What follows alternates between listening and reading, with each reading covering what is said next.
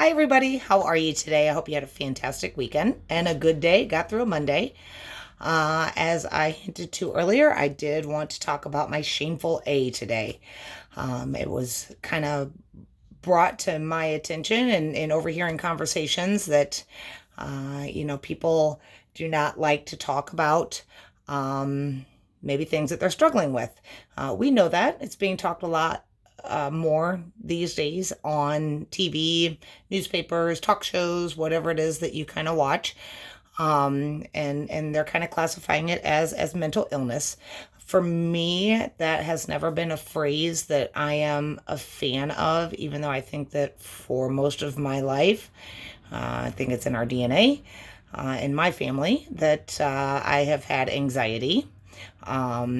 And I think it has to do a lot with I can't control a situation.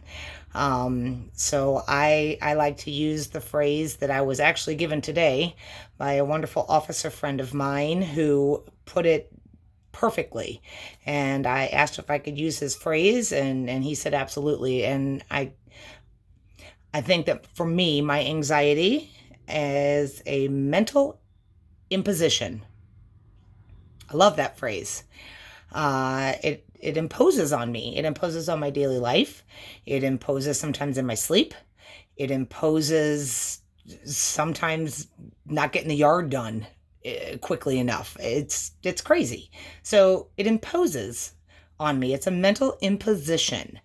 Um, like I said, I think that, all of us are prone to one thing or another. I think that part of my anxiety, really took hold and manifested itself when, as I was a single mother, um, raising kids, making sure everything was in order, their schedules were good, doing this, making sure that everything had to happen. I had to be in control of it, so that I could raise good kids, good human beings to let onto the world. So that happened, and I think that I was a mom half my life and had to do that, the job, and then me going to school and getting my degree and making sure the kids were good and their sports and everything, just control. If I didn't have that control and a schedule or a regimen, things went out of whack. So you out there who are moms, single moms, dads, single dads, we all battle that all the time, with the schedules and how to do everything and be there for everybody and do everything for everybody. So it was good to have schedules and routines and control. Then in 2011, my best friend Tracy, she died suddenly. Found out she was sick, and 3 weeks later she was gone. Nothing I could do about that. No warning, no nothing. For somebody that has to be in control, along with the sadness, the anger, the whys, that lack of control, that I couldn't fix that. Why didn't I see this beforehand? Why didn't I notice that there was something wrong with her? Well, I couldn't have. Logically, I know that. But anxiety Alice that I got going on, yeah, I'm going to start calling her Alice. I couldn't control that. And that bothered me, which made my anxiety raise even higher. My kids were growing up. They were getting ready to go off, they were seniors and juniors and getting ready to go out into the world on their own. And then where was that going to leave me? Well, then I'm not a mom anymore. Well, yeah, I'm a mom, but I wasn't so structured and had to figure everything out and how to do this. And I wasn't in control of that. Our house was for sale. We needed to move. It was time to move. I couldn't control the neighborhood that was around us. I had to move. So I couldn't control that. I couldn't control the kids getting older. I couldn't control my friend, my sister. She was a sister to me that died suddenly. The one thing I could control that I rationalized in my head was my weight. I had been overweight for so long. I will take control of that. Nobody can take that from me. I'm in control of it. I can take care of it. And that's what led me to lose the 125 pounds that I lost, which, yay, yes, that's awesome. What worked for me was the low carb and a local gym here. I did it. I handled it. I was in control of that. It helped my anxiety tremendously. Alice was chill for a little bit. Because I was in control. Yeah, the kids were still grown up. The kids were still doing their thing. My friend was still dead. My house was still for sale. But at least this I could control. Sounds crazy, right? I know, but it was my coping. It's how I deal with things. And I think that we don't talk about those things enough, that, hey, it's okay. How you deal with things is how you deal with things. And that is awesome. I want you to deal with it however you deal with it. So I lost the weight, and the wonderful gym here in town, did a video on me. Showed my video in all the gyms across the country. I kind of laughed about it the whole time because all I did was lose weight. I didn't do any kind of brain surgery. I just lost weight, anything that anybody could do. But it was a great time, a beautiful experience. I learned so much. I'm still very passionate about that place for everything that it did for me. And, at some point, we will be discussing kind of that and how we do things when we are, I'm 47. So, it's tougher. It's tougher when we're older. So I did that, and skippy dippy, life was going good. Did that. Met my future husband, sold the house. Things were going along great. And then in 2016, I had to bury my son. That was the hardest day of my life. We know that. It'd be hard for anybody. But it was the control. I could not save my son. I could not protect him. My kids are my life. Anybody that knows me will know that. They will say it in a million times over. Those kids are my life. And I could not save him. I could not control that. I could not turn back time and maybe see mistakes that I made and didn't see. So maybe he'd be here today. And you want to talk about anxiety overload to somebody who already is kind of predisposition to anxiety. That lack of control changes you.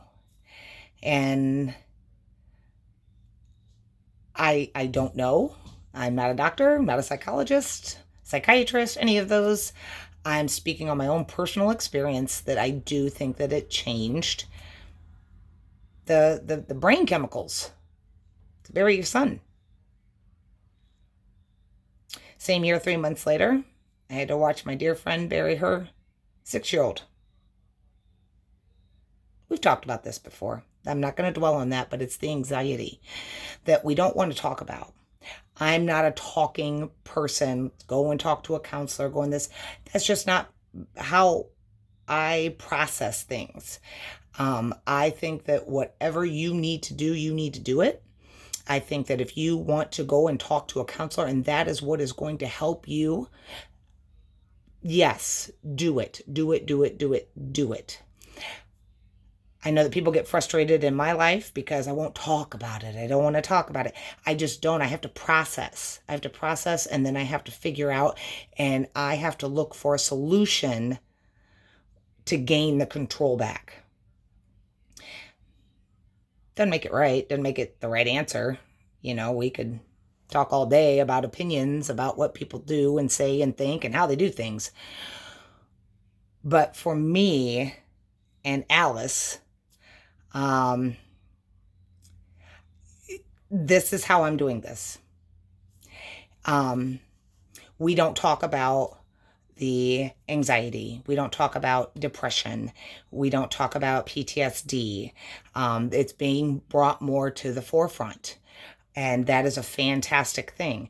I would just like to have more real people talk about it and share with each other that this is how I dealt with it. I have to process, and then I have to do something that's a positive to maybe help some other person. Whereas another person is like, I need to go and talk to a counselor.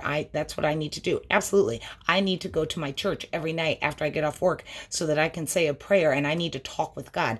That is fantastic too. God and I had some pretty heated discussions, he and I, one-on-one, when he took Tracy and when he took my son. They were not pretty conversations, and I'm not ashamed by that. I am a believer that if I am made in the image and likeness of God, as I've always been taught to believe, he already knows what I'm thinking.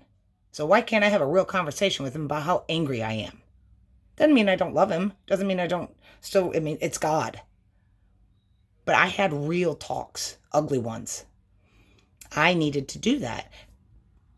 Nobody was around. It was me and him. I needed to do that.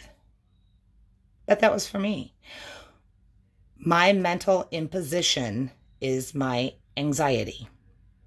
It imposes on me on the most random moments. It imposes on me out of the blue.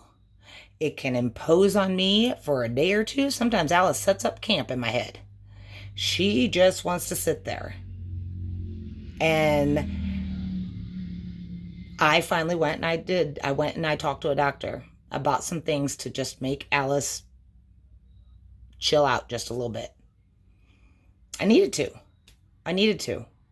The not sleeping at night, the constant, oh my gosh, how do I take care of this? The simplest things. I had to take care of it.